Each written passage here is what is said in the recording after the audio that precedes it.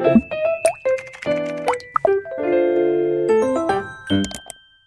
sahabat ikan mas, semoga kita semua dalam keadaan sehat dan bahagia.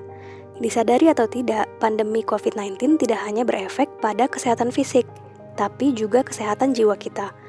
Perubahan pola hidup yang terjadi semasa pandemi seperti pembatasan interaksi sosial, sekolah dan bekerja jarak jauh, kelelahan dan kekhawatiran tertular COVID-19, terutama pada tenaga kesehatan, hingga gelombang PHK dapat menimbulkan permasalahan kesehatan jiwa seperti peningkatan kecemasan, stres, bahkan depresi. Mengusung tema Mental Health Care for All, Let's Make It a Reality, dalam peringatan Hari Kesehatan Jiwa Sedunia tahun ini, WHO menghimbau seluruh dunia mengkampanyekan kesadaran masyarakat untuk menjaga kesehatan jiwa sama pentingnya seperti menjaga kesehatan fisik. Karena siapapun bisa mengalami masalah kesehatan jiwa, terutama kelompok-kelompok rentan seperti perempuan, anak dan remaja, lansia, serta orang-orang dengan penyakit kronis. Tanpa penanganan yang tepat, masalah kejiwaan dapat bertambah parah hingga menjadi gangguan jiwa berat dan menyebabkan penurunan produktivitas. Dalam menangani masalah kesehatan jiwa, di samping upaya pemerintah untuk terus meningkatkan awareness kesehatan jiwa, serta mengejar gap yang terdapat dalam pemerataan layanan kesehatan jiwa, kita juga bisa berperan dalam menciptakan kondisi kesehatan jiwa yang kondusif, baik untuk diri kita sendiri maupun orang-orang di sekitar kita, terutama dalam hidup berdampingan dengan COVID, yaitu dengan membangun dan meningkatkan resiliensi.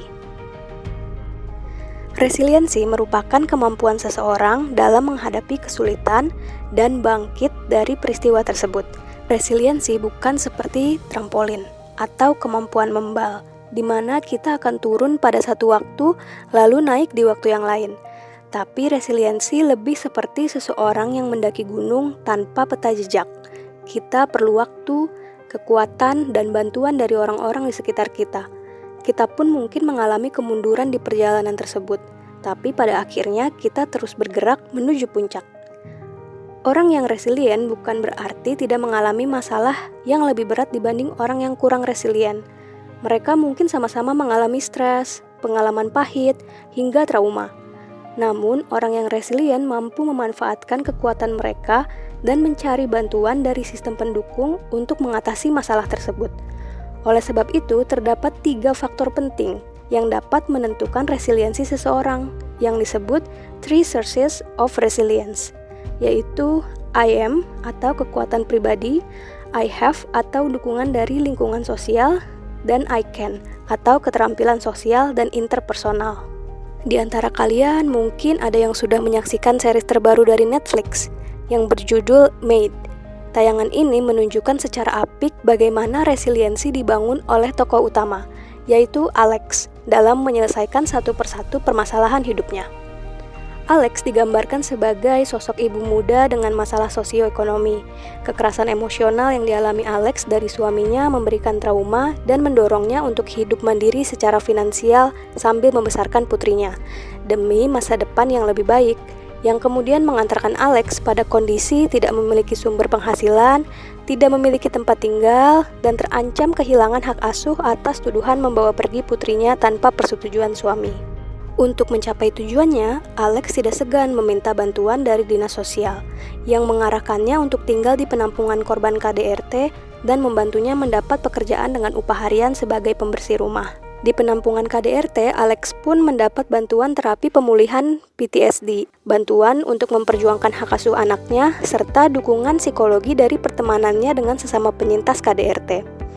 Pada akhirnya, perlahan Alex dapat menata kembali hidupnya, hingga mewujudkan kembali impian lamanya menjadi penulis demi tujuan besar memberikan masa depan yang lebih baik bagi putrinya. Walau dalam perjalanannya Alex dihadapkan oleh masalah-masalah baru, ia mampu mengatasinya dengan keyakinan pribadi dan dukungan sosial dari orang-orang di sekitarnya. Kemampuan resiliensi yang ditunjukkan Alex dibutuhkan oleh siapapun dalam menghadapi berbagai masalah. Bagaimana ia mampu mengetahui batas kemampuan dirinya, mengukur temperamen diri sendiri dan orang lain, mengelola perasaan dan impuls-impuls, serta mencari dan membangun dukungan sosial yang dibutuhkan. Kabar baiknya, meskipun tingkat resiliensi setiap individu berbeda-beda, resiliensi bukanlah hal yang tidak bisa diubah layaknya gen. Resiliensi bisa dikembangkan dengan meningkatkan cara berpikir yang sehat, menerima perubahan yang terjadi, mengelola emosi dengan cara yang sehat, mencari dukungan sosial yang dibutuhkan, serta merawat tubuh dan diri sendiri. Seperti kata pepatah, fall down for 10 times, stand up for 11 times. Semangat, dan sampai jumpa di episode Ikan Mas berikutnya.